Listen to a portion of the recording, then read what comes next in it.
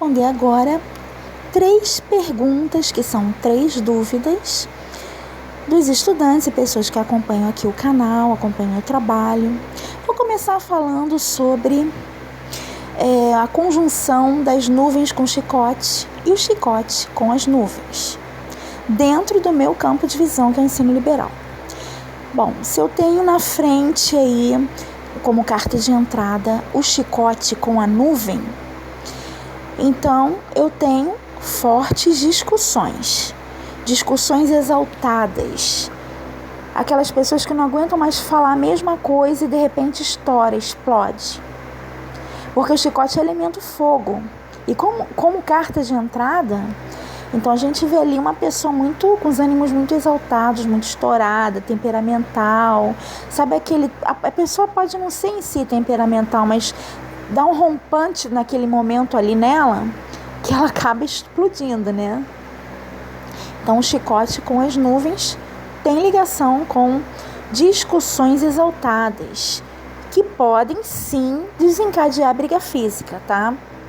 Inimizade com certeza, porque o chicote de elemento fogo, ele vem na frente. Então você tem que prestar atenção na carta de entrada, porque ela que vai estimular a próxima, ela que vai desencadear a influência de peso, né, sobre a próxima sequência de lâminas, incluindo as cartas da soma, tá?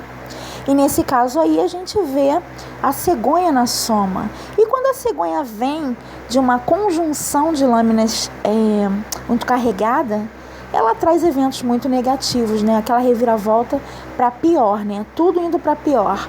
Pessoas se afastando, nesse caso aí, sim. Nesse caso, com a cegonha na soma, são pessoas se afastando, não querendo mais contato e tal. Agora, quando vem ao contrário, quando vem nuvem com o chicote, aí eu já tenho um elemento temporal como carta de entrada.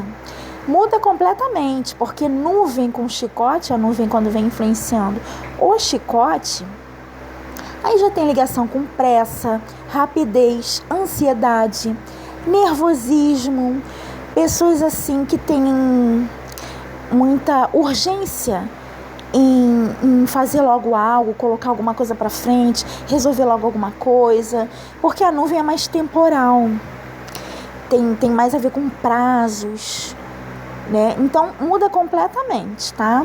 E a cegonha também vem na soma, mas aí já tem uma outra conotação, porque a carta de entrada agora é a nuvem. Então a conotação da cegonha agora, o significado da cegonha agora tem ligação com adiantar as coisas, agilizar as coisas, mexer logo naquilo ali, dar uma mexida rápido naquilo ali.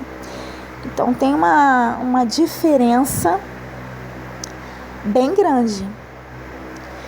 Mas em relação às conjunções, cada oraculista tem aí o seu campo de visão. Eu estou falando aqui com a minha dentro do ensino liberal, dentro do campo de visão de estudos do ensino liberal, ok?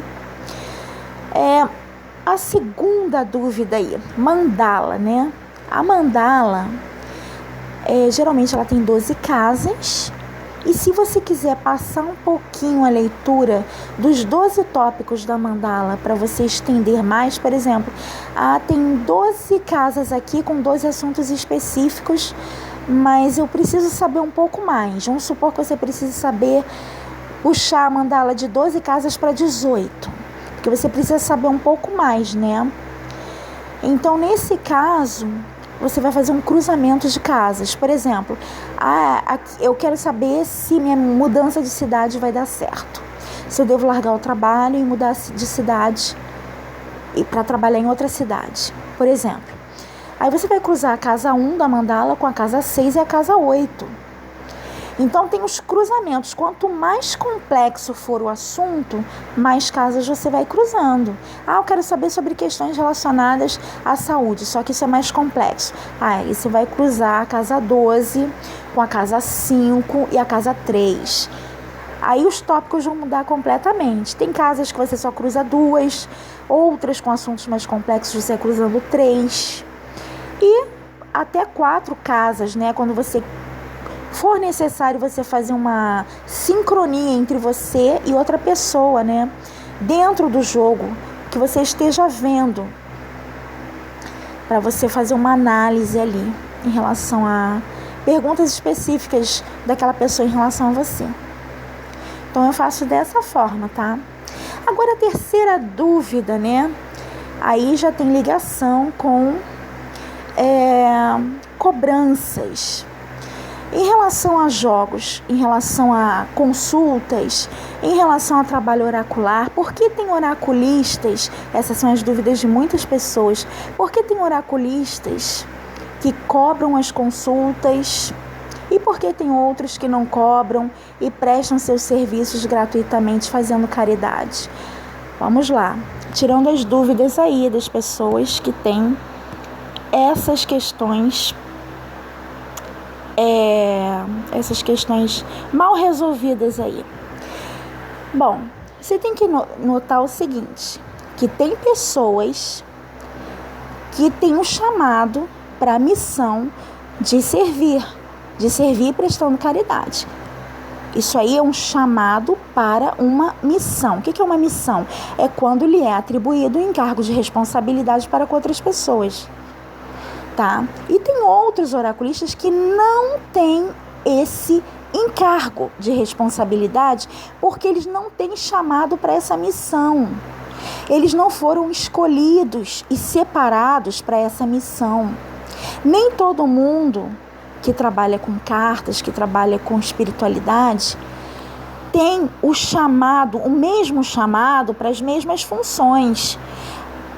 Às vezes tem um grupo ali que faz a mesma coisa dentro da espiritualidade, a mesma coisa que o outro grupo faz cobrando. Por que aquele grupo presta caridade e esse grupo cobra? Se eles fazem a mesma coisa dentro da espiritualidade. Porque aquele grupo ali tem a missão do chamado, que foi dada a eles, né, pela espiritualidade deles, pelos guias deles. Eles já têm ali um destino de chamado, né? Eles têm um destino. Tem algo a cumprir ali, uma missão a cumprir ali durante um período com um grupo de pessoas ali que eles vão atender.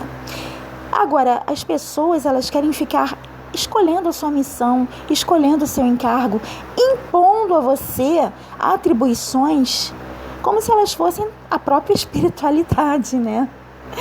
Mas você não pode cobrar, você tem que prestar caridade. Vem cá, você é guia espiritual de alguém? Você já está tão evoluído assim que você já pode dar ordem nos outros? Você é o quê? O que você é? Você é aquele que escolhe e separa os outros para dar missão? Para distribuir as missões? Tu é o quê? É isso que eu estou querendo saber. Para tirar a minha dúvida é essa. Então, você não pode ficar comparando as pessoas, porque cada um tem um chamado, cada um tem uma missão, cada um tem um destino, cada um é separado para uma coisa, cada um tem uma mão. Aqueles que não têm o chamado, que não têm a missão, eles não têm obrigação, não têm essa função específica de prestar esses tipos de serviços de caridade. Eles não têm essa obrigação, então eles são livres para cobrar. Eles são livres para exercer o trabalho deles como eles quiserem e procura quem quiser. Simples, né?